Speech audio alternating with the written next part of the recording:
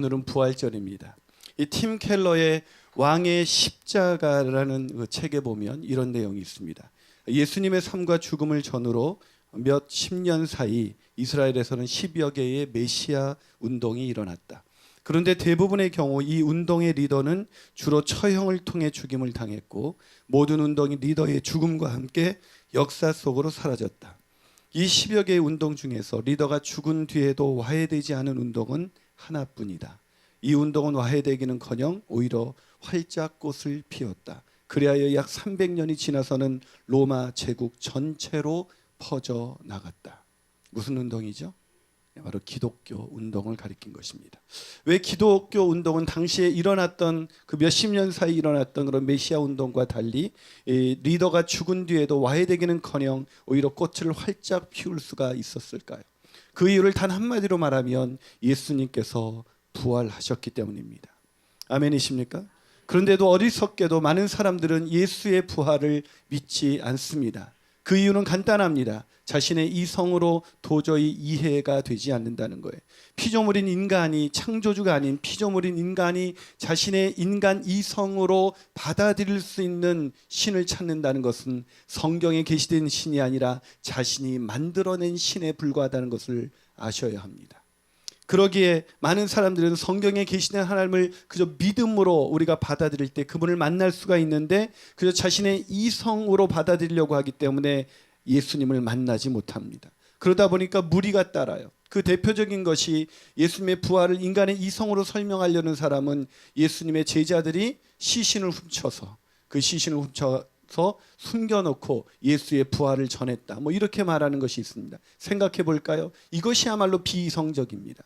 여러분 생각해 보세요. 제자들은 예수님께서 십자가에 달리자 다 주랭랑을 쳤던 사람들입니다. 그런데 자신의 리더가 죽었다고 해서 그 죽은 시신을 훔쳐다가 목숨을 걸고 예수가 부활하셨다, 이것을 전할 수 있는 사람들일까요? 앞뒤가 맞지 않는 것이죠. 인간의 이성으로 설명하려고 하면 예수의 부활은 설명되지 않는 신비일 뿐입니다. 그럼에도 불구하고 예수님은 부활하셨습니다. 그분은 하나님이시기 때문입니다. 천지를 지으신 창조주이시기 때문입니다. 세상을 창조하신 분이 부활하셨다. 전혀 이상하지 않은 매우 합리적인 그런 사실인 것입니다. 믿으십니까? 우리 옆 사람에게 이렇게 연습할까요? 해피 이스터. 시작. 근데 여러분의 얼굴이 상당히 구겨져 있어요. 전혀 부활을 아까 애들 봤죠? 부활 찬양하려니까 막 이러고. 옆 사람에게 하이파이브 하면서 해피 이스터 합니다. 시작. 오늘 예수님께서 부활하셨습니다. 아멘이십니까? 죄와 사망의 권세를 이기시고 부활하셨습니다. 아멘이십니까? 그러게 우리는 고난 속에서도 승리할 수가 있습니다. 그분이 부활하셔서 오늘 우리와 동행하고 계시기 때문입니다. 할렐루야. 예수님의 부활을 경험했던 제자들 얼마나 설레었을까요? 그들은 오늘 본문에 보니까 본문 16절과 17절 보니까 11제자가 갈릴리에 가서 예수께서 지시한 산에 이르러 부활의 주님을 만났습니다. 그 부활의 주님을 만나서 뭘 했습니까? 예수님을 배웠고 경배했습니다. 여러분, 부활하신 주님을 만나는 순간 누가 경배하지 않을 수가 있을까요? 주님 부활하셨군요. 할렐루야. 신앙을 잃어버렸던 사람들, 주님을 부인하고 도망가고 떠나갔던 그들이 이제 살아서 부활하신 주님과 함께 그들의 신앙이 일어서기 시작했습니다. 부활의 아침, 오늘 저와 여러분의 신앙이 다시 새로워지기를 주님의 이름으로 축원합니다. 부활하신 능력을 소유하게 되시기를 주님의 이름으로 축원합니다. 그런데 주님 그거 아세요? 여러분 그거 아세요? 부활하신 주님께서 제자들에게 사명을 주셨다는 거예요.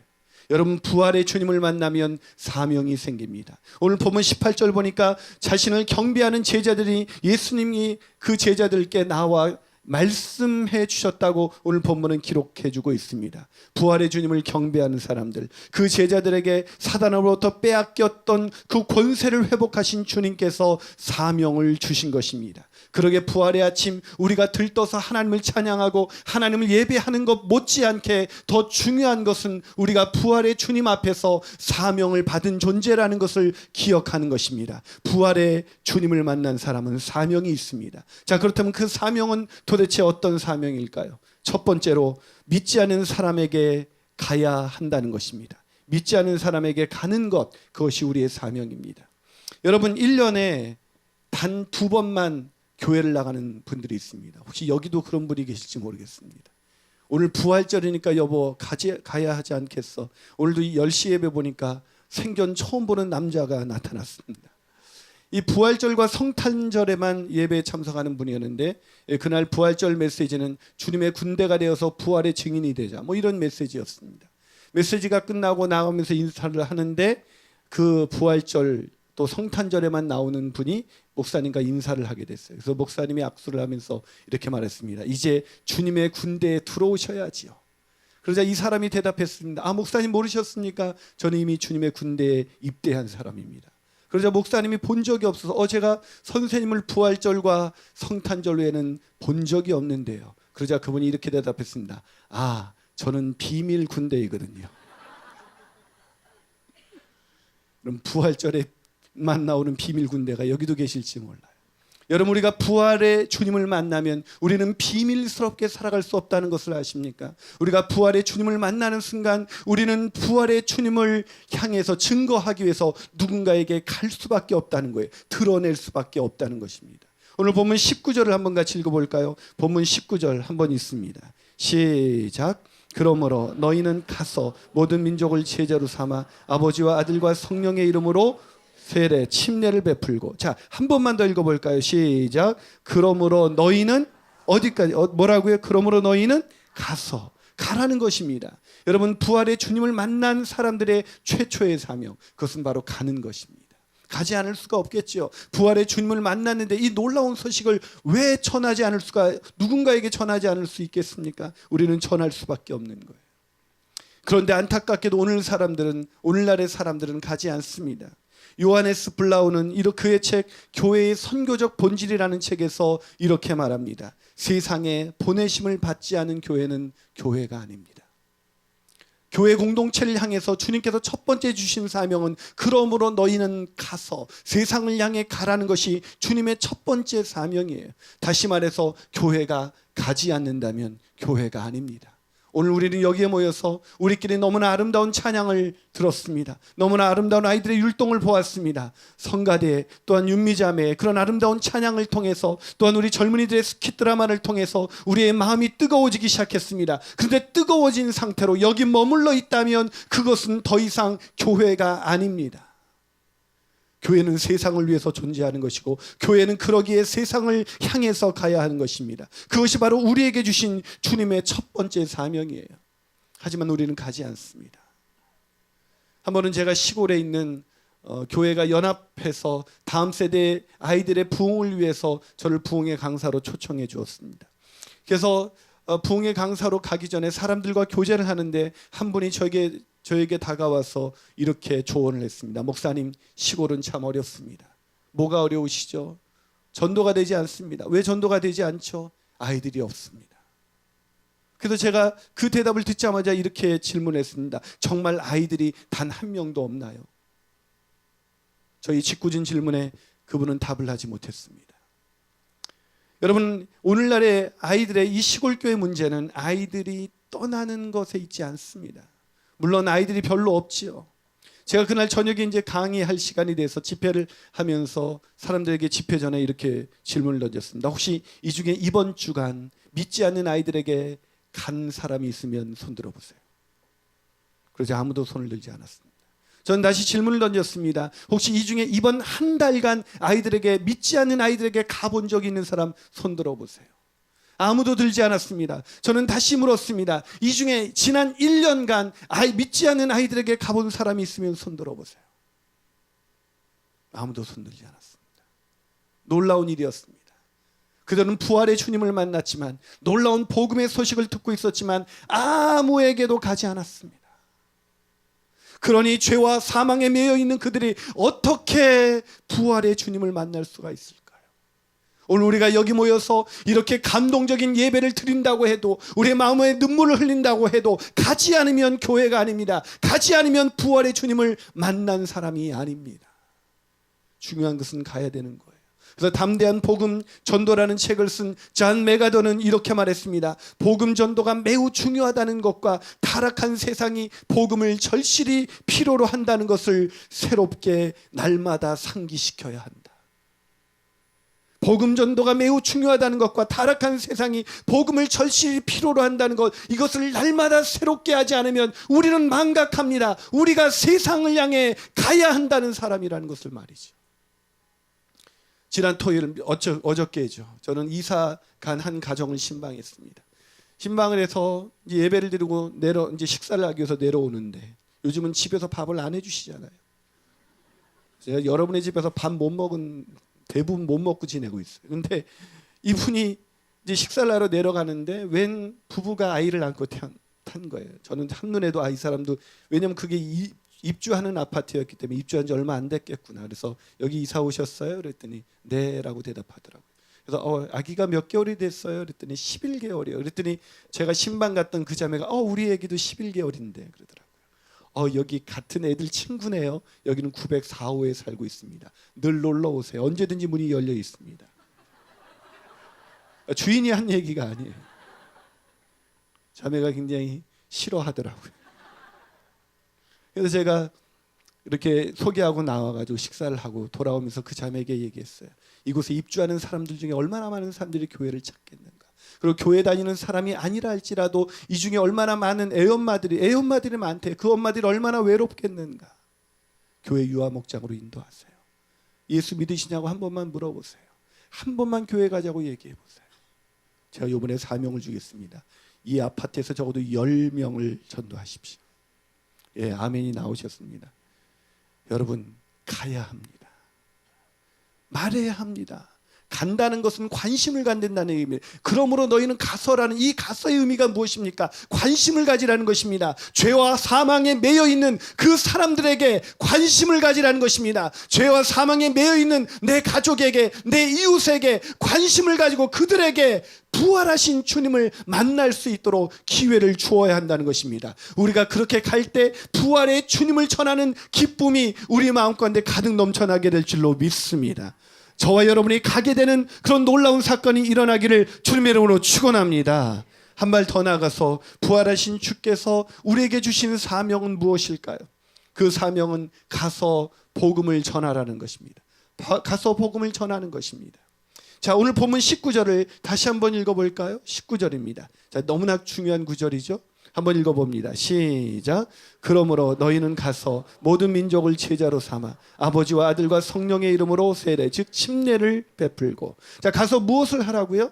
세례나 침례를 베풀라는 거예요. 여러분, 이 세례나 침례를 준다는 것은 어떤 사람에게 주는 것이죠? 아무에게나 줍니까? 목욕 안 하는 사람에게?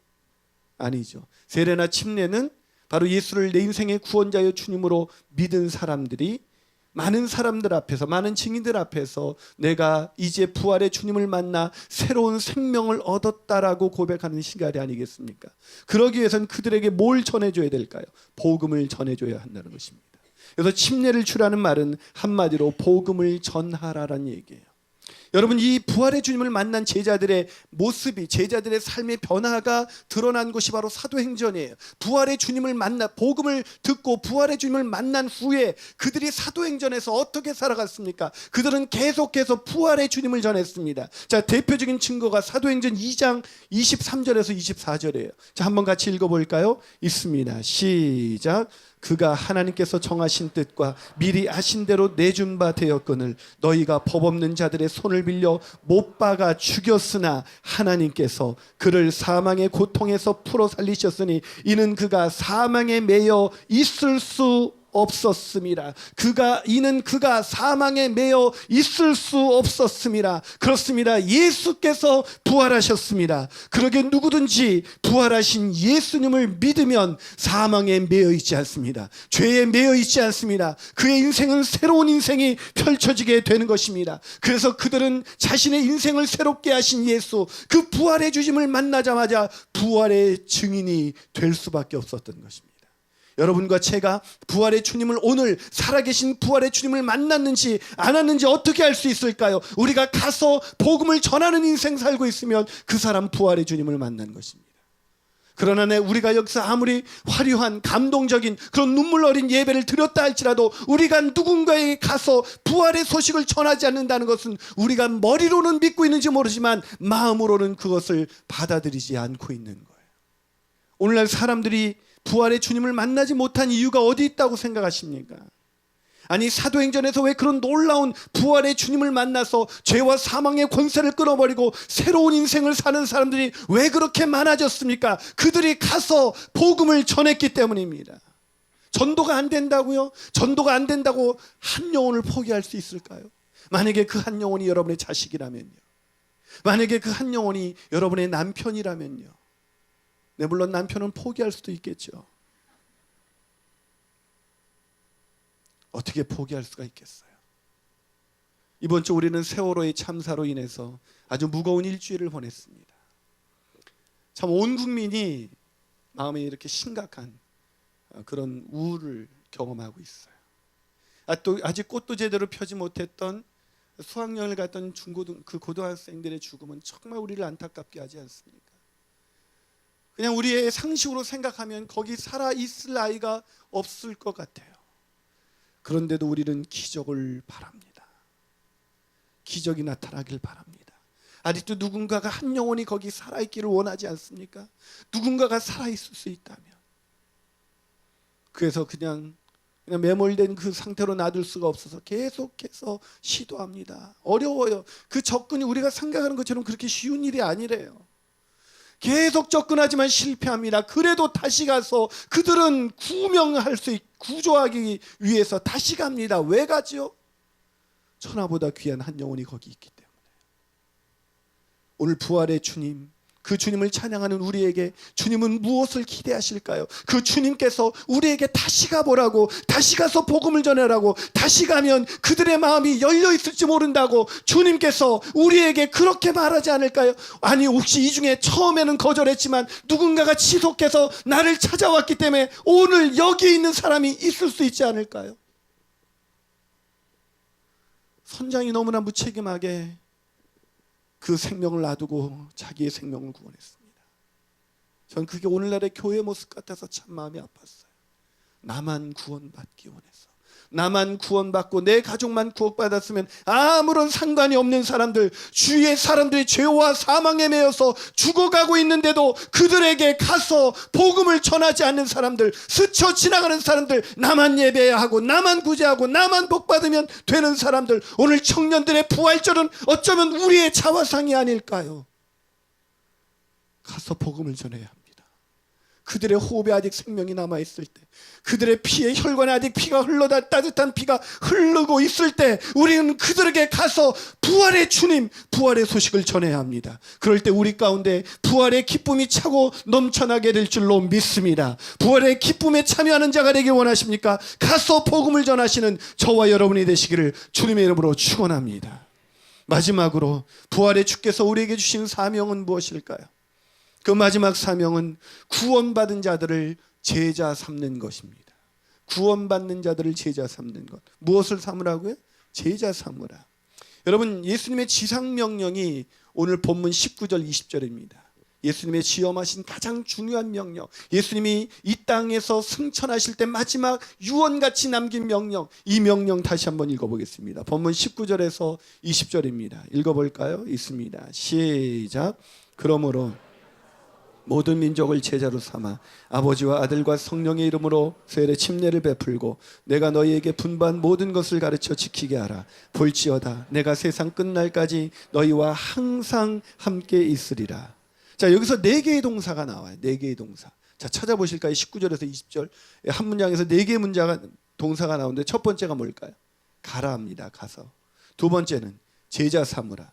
세 번째는 침례를 주라. 네 번째는 가르쳐 지키게 하라는 동사입니다. 근데 한 문장에 주동사, 메인 동사, 본동사가 여러 개일 리는 없습니다. 한 개의 동사만 있어요. 주동사. 메인 동사가 뭘까요? 이게 눈치만 있으면 맞힐 수 있는데 지금 세 대지가 뭐라고요? 제자 삼으라. 세 번째 대지가. 지금 뭐가 뭘 지금 제가 강조하고 싶을까요? 제자 삼으라죠. 주동사는 제자 삼으라입니다. 이것만 주동사고 나머지는 분사예요. 즉 이 제자 삼기 위해서 함께 동시에 해야 될 일이 분사로 표현되고 있죠. 다시 말해서 제자 삼기 위해서 너는 가서 침례를 주고 그들에게 가르쳐 지키게 해야 한다는 것입니다. 자, 오늘 본문을 보면 예수님께서 주신 가장 궁극적인 사명은 가는 것도 아닙니다. 침례를 주는 것도 아닙니다. 가르쳐 지키게 하는 것도 아닙니다. 그 네 가지 행위는 반드시 우리가 해야 할 사명이지만 이 궁극적 사명은 아니에요. 궁극적으로 우리가 해야 될 일은 뭐예요? 그것은 바로 제자 삼는 것입니다. 근데 우리는 이게 참 동의가 잘 안 돼요. 여러분 제자 삼고 계십니까? 여러분의 인생에 나는 주님의 제자 삼는 것이 내 인생의 궁극적인 사명입니다 라고 말하는 분들이 계세요? 우리가 머리로는 받아들일지 모르지만 실제로 우리는 제자 삼는 것을 우리가 그렇게 중요하게 생각하지 않고 있다는 걸 알 수가 있어요. 누군가 나에게 당신의 궁극적인 사명은 무엇입니까? 라고 말하면 저도 선뜻 주님의 제자를 삼는 것입니다. 이렇게 말하기가 어려워요. 그런데 왜 예수님께서는 왜 교회의 역할에 있어서 교회에게 있어서 가장 중요한 사명은 제자 삼는 것이라고 말씀을 하셨을까요? 어떤 사람은 교회의 중요한 사명은 구제라고 말합니다. 그래서 교회가 구제를 하지 않으면 막 교회를 힘들어하고 무슨 이따위 교회가 있냐고 말합니다. 어떤 사람은 전도하지 않으면 교회가 아니라고 말합니다. 어떤 사람은 예배드리지 않으면 교회가 아니라고 말합니다. 어떤 사람은 성도의 교제가 중요하다고 말합니다. 다 중요해요. 그런 것들이 우리가 보기에도 훨씬 더 중요한 것 같은데 왜 예수님께서는 제자 삼으라는 얘기를 궁극적인 사명으로 주신 것일까요? 그것을 왜 가장 중요한 사명으로 주신 것일까요? 그것은 제자를 삼을 때 이 네 가지 기능은 정상적으로 돌아가기 때문입니다. 여러분 생각해 보세요. 주님의 제자가 구제하지 않을 수가 있을까요? 주님의 제자가 전도하지 않을 수가 있을까요? 주님의 제자가 예배에 빠질 수가 있을까요? 주님의 제자가 성도 간의 교제를 소홀히 할 수 있을까요? 그러나 그거 아세요? 구경꾼은 전도하지 않습니다. 구경꾼은 구제하지 않습니다. 구경꾼은 헌신하지 않습니다. 구경꾼은 교제하지 않습니다. 구경꾼은 얼마든지 예배를 쉽게 빼들어 버립니다. 무슨 말입니까? 제자 삼을 때 나머지 사명도 이루어질 수 있다는 것입니다. 다시 말해서 주님께서 우리에게 제자 삼으라고 말씀하신 이것은 바로 제자 삼을 때 교회는 교회다워지고 성도는 성도다워지고 그 교회를 통해서 계속해서 지속적으로 하나님의 부활의 소식이 전해질 수 있기 때문입니다. 제자 훈련에 평생을 헌신했던 분이 계시죠. 바로 고인이 되신 옥하는 목사님이십니다. 이분이 쓰신 책 제자 평신도를 깨운다라는 책이 있습니다. 그 유명한 책에서 제자도의 삶을 잃어버린 제 예배를 구경하는 그 군중이 되어버린 평신도들을 깨우면서 그분이 이런 얘기를 합니다. 책에 크리스채너티 투데이에 실린 그린이라는 사람이 쓴 글을 소개하면서 이렇게 말합니다. 50년 전만 해도 영국 교회는 지금의 미국 교회들처럼 교인들로 초만원을 이루고 있었습니다. 그 당시 우리는 습관적으로 예배나와 강단을 쳐다보고 있는 신자들의 수에 만족하고 있었지요. 그 결과 사람들은 무력한 교회 환멸을 느끼게 되었고 설교에 무관심하게 되어버렸습니다. 지금 영국 교회는 비어 있습니다. 미국 교회가 지금은 만원이지만 그 당시 평신도의 성경적인 깊이라고 할까 아니면 영적인 깊이라고 할까 그것이 결여되어 있습니다. 신앙이 그들의 생활에 뚜렷한 영향을 주지 못하는 감상적인 주일 행사가 되어가고 있습니다. 만일 여기에 어떤 변화가 일어나지 않는다면 지금부터 반세기 후에는 영국 교회와 같이 미국 교회도 텅 비고 말 것입니다. 만일 내가 미국 교회 목사가 된다면 교회 밖에 있는 사람들에게 관심을 기울이기 전에 먼저 교회 안에 있는 사람들부터 중생시키고 영적인 기반을 닦아주는데 모든 시간을 바칠 것입니다. 무슨 말입니까? 오늘날 교회가 진정한 제자화 되지 못하고 있는 현실을 그렇게 안타까이 지적해 준 것입니다. 오늘날 교회 구경꾼은 많은데 제자는 없습니다. 그래서 교회를 통해서 구제가 일어나지 않습니다. 가서 복음을 전하는 전도가 일어나지 않고 있습니다. 예배의 회복이 일어나지 않습니다. 얼마든지 예배를 빼먹을 수가 있습니다. 성도의 교제에 참여하지 않습니다. 왜요? 구경꾼은 많은데 제자가 없기 때문이죠. 사랑하는 여러분, 오늘날 교회에서 왜 구제와 전도와 예배와 성도 간의 모임이 흐려지고 왜 교회는 점점 세상을 향한 영향력을 잃어버리고 있는 것일까요? 왜 교회다운 교회가 없어지는 것일까요? 지도자가 타락했기 때문에요? 교회가 구제하지 않았기 때문에요? 아니요. 그런 것도 문제가 되겠지만 예수님 당시 그 어느 때보다도 종교적인 지도자들이 타락했던 시대라는 것을 기억하십시오. 그때 부흥이 일어났습니다. 그때 교회가 교회다워지기 시작했습니다. 왜요? 그들이 제자화되었기 때문입니다. 그들이 제자 삼기 시작했기 때문입니다. 제자 삼지 않는다면 우리가 제자 삼지 않는다면 우리 교회도 한때 좋았던 교회로 끝나고 말 것입니다. 설교를 마치면서 예전에 읽었던 책에 나왔던 한 이야기를 소개하려고 합니다. 예수께서 이 땅에서의 사명을 마치고 다시 승천하실 때였습니다. 그때 한 천사가 예수님을 붙들고 이렇게 말씀을 드렸습니다. 주님, 이제 주님 하늘나라로 가시면 이 나머지 지상 명령을 이 12제자에게 맡기셨습니까? 그러자 예수님은 그렇다고 대답했습니다. 그러자 천사가 다시 이렇게 되물었습니다. 만약에 이들이 실패하면요, 이들이 실패하면 다른 대안은 있습니까? 그러자 예수님께서 이렇게 대답하셨습니다. 다른 대안은 없네. 우리가 실패하면 다른 대안은 없습니다. 그러게 부활의 아침, 우리가 주님을 노래하는 것보다 더 중요한 것은 주님의 사명을 우리 가슴에 새기는 것입니다. 가서 제자 삼으라. 함께 기도하시겠습니다.